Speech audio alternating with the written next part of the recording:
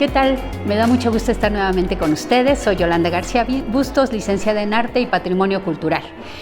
Hoy vamos a ver la primera parte de este tema. La próxima semana estaremos dándoles la otra entrega, pero la invitación es para que disfrutes del encierro, convirtiendo esta época de quedarnos en casa como época de oro del cine mexicano.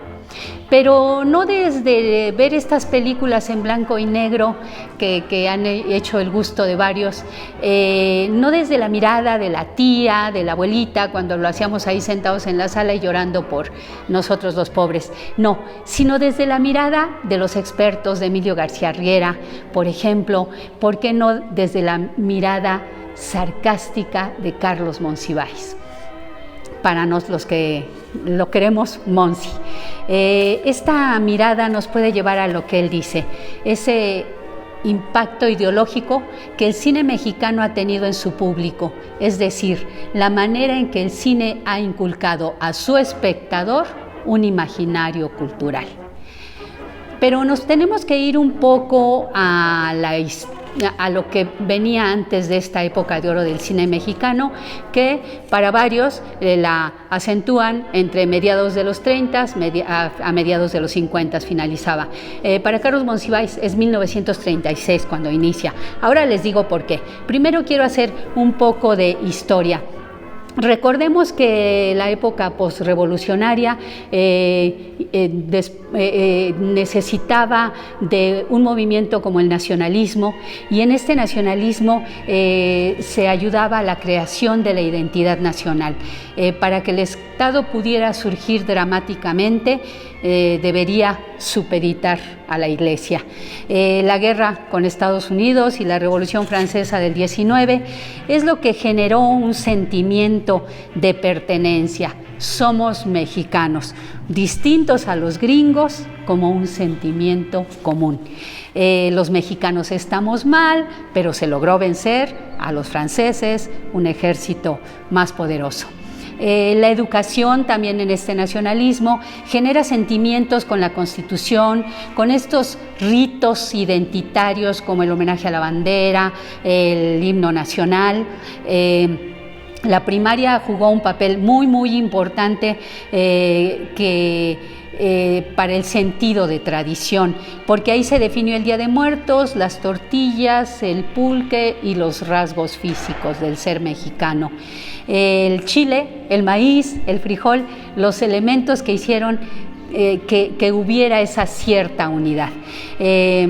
Elementos como signos de lo nacional. Ya en 1920, por ejemplo, se había iniciado a bailar el jarabe tapatío, se recuperó parte de la tradición y se inventan incluso ciertos símbolos, que ahorita en el trayecto vamos a verlos. Eso nos define al exterior como símbolo de lo mexicano, con estos estereotipos que el cine va creando a través de la pantalla. Y así llegaron las películas de la Revolución, antes de la época que vamos a hablar, es porque dice Monsi, si la herencia ideológica es el melodrama con su caudal de peligros que acechan, el repertorio más vigoroso de sentimientos nacionales lo proporciona la Revolución. El fenómeno por excelencia del país del siglo XX, arquetipos de la hombría, escenarios de la fatalidad. 1934, El compadre Mendoza, dirigida por Fernando de Fuentes, con esta revolución para homogeneizar que todos somos mexicanos, porque ahorita ya lo importante no es indigenizar a México, sino mexicanizar a los indígenas. Que todos tengamos ese sentimiento de pertenencia y evitar la escisión, la ruptura de territorios.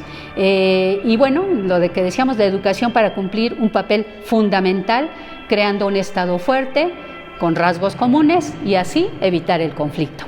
Vámonos con Pancho Villa, 1935, esta gran película de género revolucionario basada en un texto de Rafael F. Muñoz sobre 6 campesinos que se incorporan a la División del Norte y uno a uno muere trágicamente, pero como bien dice Monsi, en el universo de batallas y tomas de ciudades, mueren como héroes para mejor desembocar en la fosa común.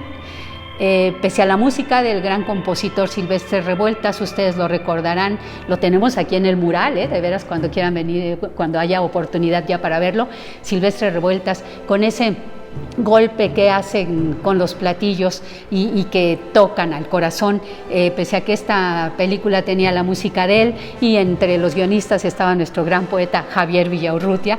La calidad de las actuaciones era buena, la energía de la dirección, sin embargo desapareció del panorama fílmico por más de 20 años. Después llegó la película Redes, que también, música de Silvestre Revueltas, por favor pónganle también mucha atención, aunque nuestro tema todavía no llegamos, pero esta dirección de Emilio Gómez Muriel, importante aquí subrayar que esta película fue patrocinada por el Estado. Exalta la épica del trabajo físico, la conciencia de clase y la belleza de los sentimientos comunitarios. En fin, estos serían los antecedentes y el contexto en que se empieza a desarrollar esta época de oro del cine mexicano y que surge, como lo dice Monsi, en 1936. Estaba en boga la idea de reconstruir a un México más amable, un México menos violento. Precisamente esta es la imagen que se quiere mostrar, la visión idílica que crea precedente a partir de este corte ranchero, va a marcar. Aquí en la época de oro surge la visión idealizada de lo que es el campo, atrás se deja el drama de la Revolución Mexicana. Recordemos que se estaban llevando a cabo las transformaciones del gobierno progresista de Lázaro Cárdenas. Entonces necesitábamos una imagen idílica que el cine rural da de lo mexicano y marca su oposición a la imagen de un país violento. Este ya era el país de la conciliación, el país del progreso, el país que quiere restañar sus heridas, el país que quiere ese adelanto, se vuelve abiertamente oficial, pero por encima de su discurso triunfan las figuras de las grandes estrellas. Como bien lo dice Carlos Bonfil, había basura dentro del cine mexicano, pero dentro de esa también había perlas. Y por eso llega allá en el Rancho Grande. ¿Recuerdan eso? Esta película, Tito Guízar y Esther Fernández, 1936. Emblemática para todos los chintololos, porque creo que ha sido repetido por muchos esto de que varias de las escenas se filmaron en el rancho de Nextengo, algunas otras se filmaron en otros lugares, ahorita les comento más adelante, pero ahí en Nextengo está la placa que lo legitima. Esta película de Fernando de Fuentes como director fue una de las claves de esta época de oro del cine mexicano. Esther Fernández y el cowboy latino, como lo dicen los expertos, fueron los principales protagonistas de este filme de amoríos campiranos generosamente sazonados con canciones. Recordemos que el país vive la reforma agraria y esta no es susceptible de trato fílmico. Es mejor alabar al mundo de las haciendas, de los ranchos, de los pequeños pueblos.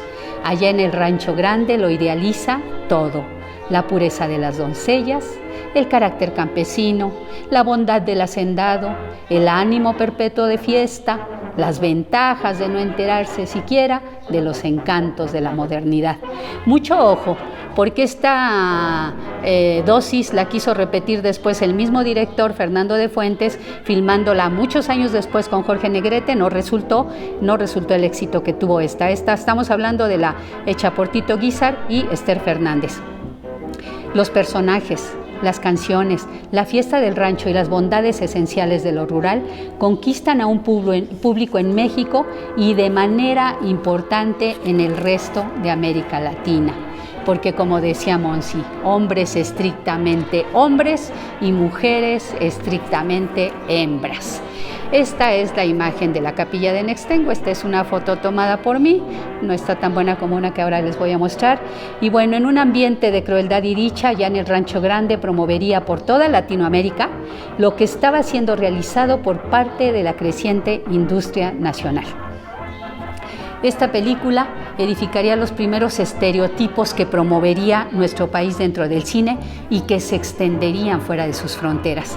Allá en el Rancho Grande ofrecía un panorama general de lo que se podía ver en México en aquellos años, claro está, conforme a una visión editada, difundiendo así un punto de vista fundado en el folclore, las costumbres y la música popular.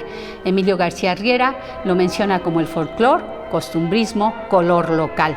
Este era el corte cinematográfico, lo subrayo porque hay que buscarlas en las películas de esta época de oro. Busquen estos tres conceptos y verán si no los encuentran.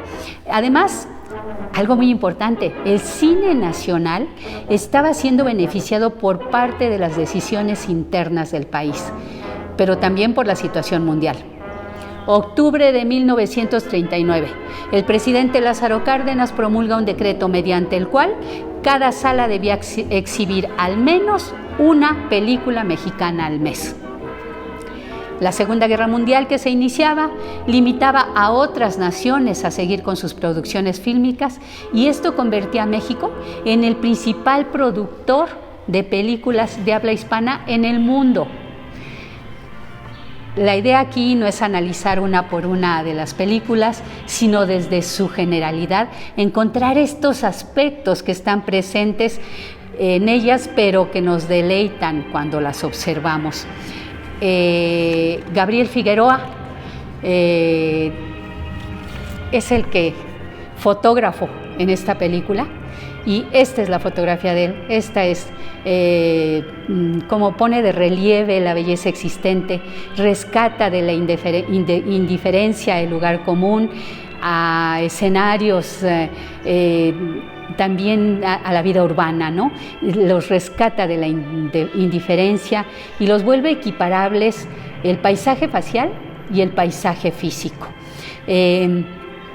Ya varios de los que trabajaban en estas películas habían estado en Hollywood, en otros puestos, tal vez más bajos, pero habían aprendido varias cosas por allá. Gabriel Figueroa había estado como estilo fotógrafo de fijas, aquí en México tomando las escenas y documentando el desarrollo de películas como La Mujer del Puerto, por ejemplo, pero justamente en esta de Allá en el Rancho Grande es donde asume la dirección fotográfica y consigue estas imágenes.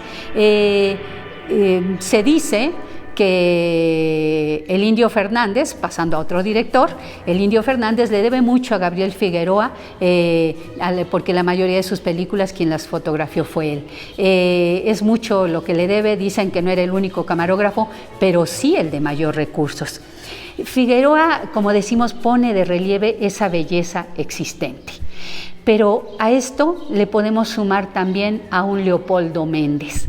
Leopoldo Méndez, quien dirigió el taller de gráfica popular, el nacimiento de ese taller, recordemos que coincide precisamente con el sexenio de Cárdenas y con sus programas de educación socialista, pero Leopoldo Méndez era un grabador que en todos sus trabajos, en todos sus grabados destacó la fuerza y el talento generoso que tenía. Era hijo de un zapatero y de una campesina. Sus grabados tienen una fuerza impactante, golpean en plena cara. Leopoldo estigmatiza la brutalidad de la pobreza porque burila su crueldad. Leopoldo estigmatiza la brutalidad de la pobreza porque burila su crueldad. Es así como lo dicen los expertos. Sus grabados podemos verlos no solo en la colección de Carlos Monsiváis, sino también en escenas de películas del Indio Fernández. Ojo, en internet a veces nos ofrecen grabados, hay que checar porque la mayoría de ellos están en la colección de Monsi, como ya les decía. Pero regresando a esto, en las películas de Emilio Indio Fernández es muy importante observarlas con mucho cuidado, porque a veces nosotros empezamos a ver la película y nos vamos por las palomitas o al baño a traer refresco o algo hasta que hayan pasado los créditos. En estas películas no, necesitamos verlas desde el principio. Esta época de oro del cine mexicano nos regala imágenes como esta, pero solo nos la da por 10 segundos, porque estos grabados duran 10 segundos antes de que empiecen a aparecer los créditos de las películas. No pierdan de vista, esta es la película Pueblerina, y aquí se ve cómo hay una denuncia total al derecho de pernada. El abuso sexual, el uso sexual que hacen los hacendados ante las hijas del peón o con las mujeres de los peones, las que van a ser mujeres de los peones.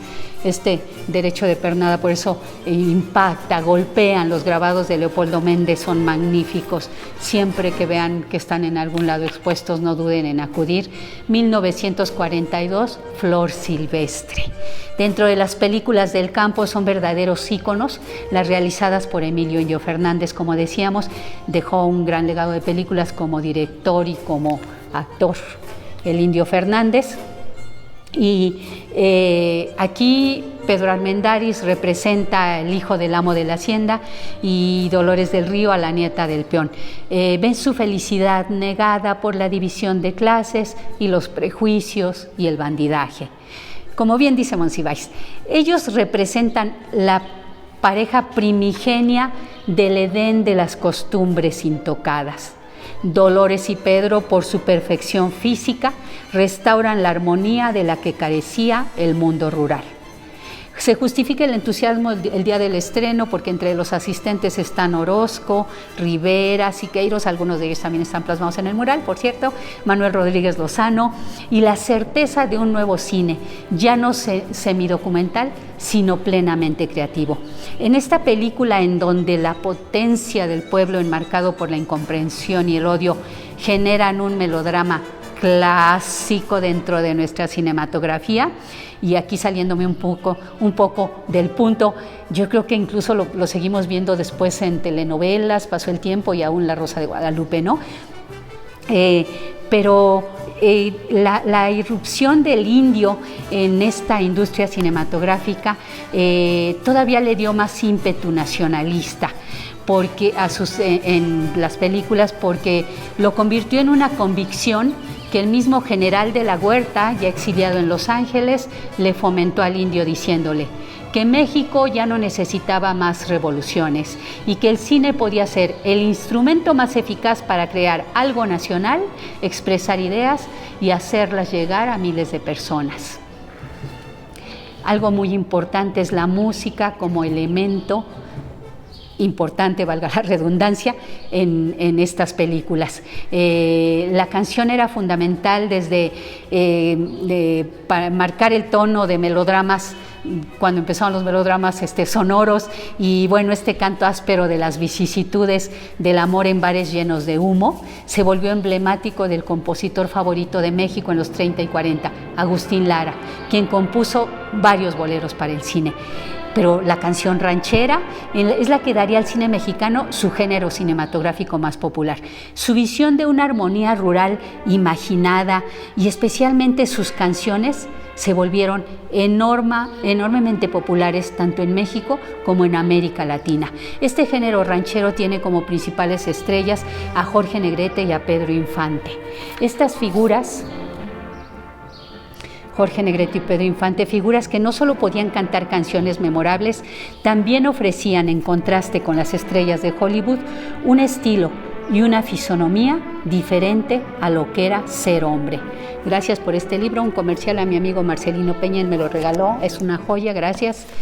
Y bueno, cuando llega Vila Camacho al poder, 1940, sigue cultivando no solamente esta visión idílica, sino también películas de añoranza porfiriana.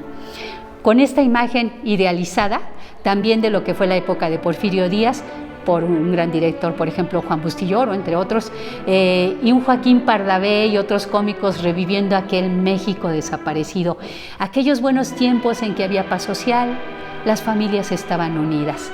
La idealización de ese México alejado del México rural, el tipo de tratamiento de este cine sigue siendo inofensivo. Río Escondido, con María Félix, en donde María Félix, como una maestra rural, tiene como misión por parte del gobierno de Miguel Alemán llevar el alfabeto al campo, en este viejo discurso político de que es posible mejorar las condiciones. Este cine se vuelve solemne, grandilocuente, pero al mismo tiempo, a pesar de su pesadez, están los grandes personajes, Pedro Armendáriz y María Félix, que hacen olvidar todo lo que hay detrás de un discurso a veces pesado. de pronto un mexicano casi tallado para la exportación, Pedro, como lo dice Monsi, y María Félix para poder ser aceptados por Hollywood, y tienen mucho éxito en el resto de América Latina y de Europa.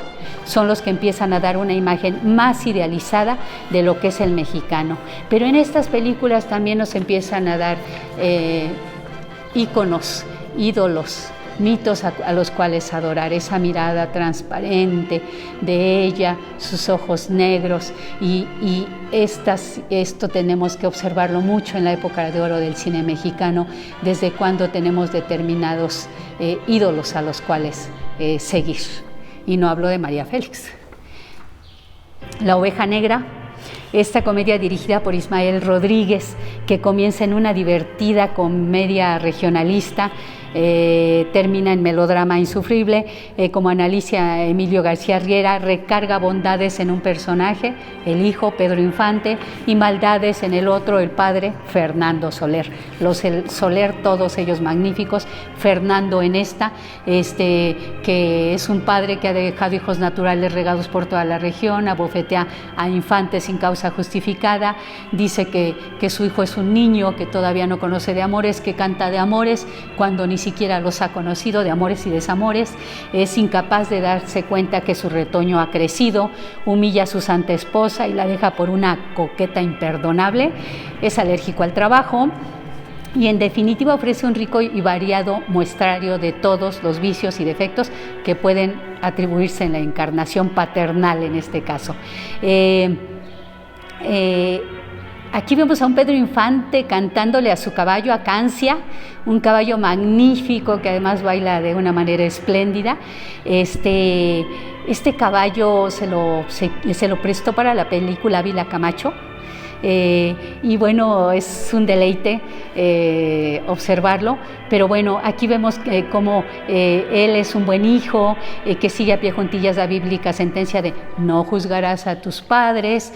Él adora a su madre, quiere fundar un buen hogar mexicano con su noviecita santa, canta como los ángeles en pleno idilio con Cancia, es capaz de los mayores sacrificios, y padre e hijo resultan tan simpáticos porque ambos son muy mexicanos y están interpretados por dos actores muy queridos para el público.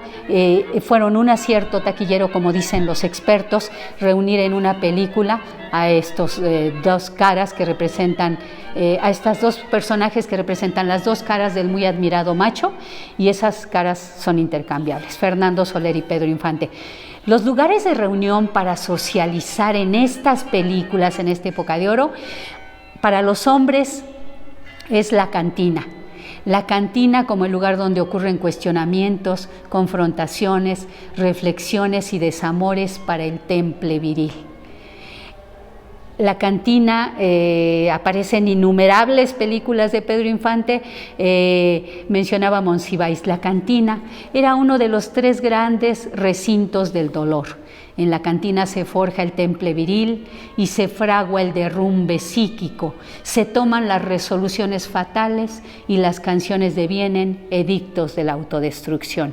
Las campanas de la iglesia me recordaron que es la hora de irnos para ese lugar, ¿no es cierto? No hay cantinas, pero esta es la época de oro del cine mexicano. Por hoy nos quedamos hasta aquí. Recuerden que Azcapo para todos. Quédate en casa ya, sigue visitando nuestra programación en línea y nos vemos la próxima.